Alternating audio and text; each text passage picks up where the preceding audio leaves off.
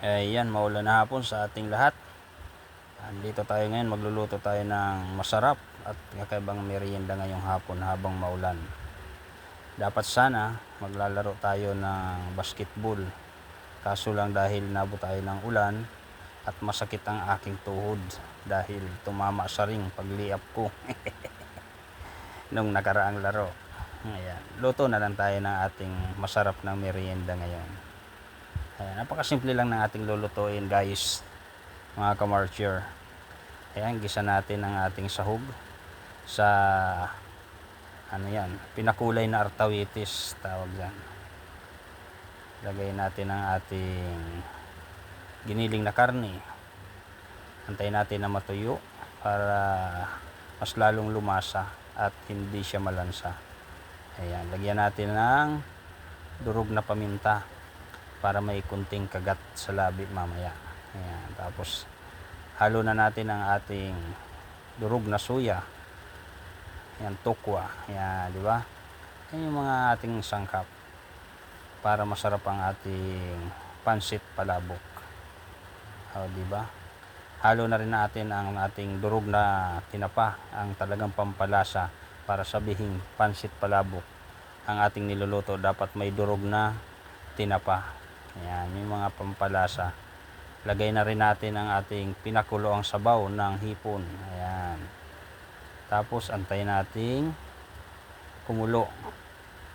So lagyan din natin pangmalakasang pambalansin ng lasa ang ating pangmalakasang patis Silver Swan. Baka naman Silver Swan. Ayan, kumulo na. Lagay natin ang ating pansit. Palambutin natin habang kumukulo para masarap kainin mamaya. Ayan, habang pinapalambot, durugin naman natin ang ating pangmalakasang chicharon, bikoy chicharon na napakasarap gawa sa Bulacan. Ayan, baka naman bikoy, soaking mo ako dyan. Ayan, halo natin. Ayun, napakasarap, kunting mikos lang ang sawap na nyan insan. Ayan, akala nyo tapos na pero hindi pa, meron tayong sikretong pampalasa pa dyan talaga. Ilalagay na natin. Ayan, o, di nyo alam, kala nyo mangga lang na may gatas, no? Pero yan ang sikreto natin para maging creamy at sushi ang ating pansit palabok. Ayan, o, di ba? Alam nyo guys, hindi ako mahiligaan sa palabok pag yung masyadong tuyo. Pero pag ganito, medyo creamy at sushi ang ating palabok, napakasarap kainin. Ayan, lagay na natin ang ating mga sahog na hipon sa ibabaw lang. O, di ba? Napakasimple lang ng ating ulam. Merienda ngayong hapon. O, di ba? Pwede rin ulam. Yung gustong na may kanin, pwede rin sa ulam yan.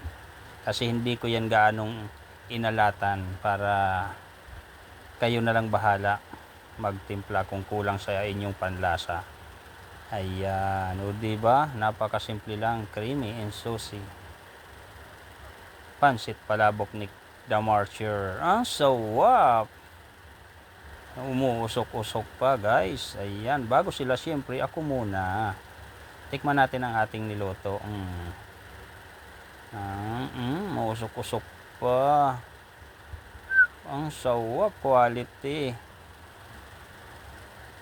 Ayan, lagyan natin ng itlog para balanse ang lasa. Ang sawap. O, ano pang inaantay natin? Tara na. Kuha na kayo ng plato, mangkok, tinidor at kutsara. Sandok na lang kayo sa kawali guys. O, kain na tayo. Bye bye.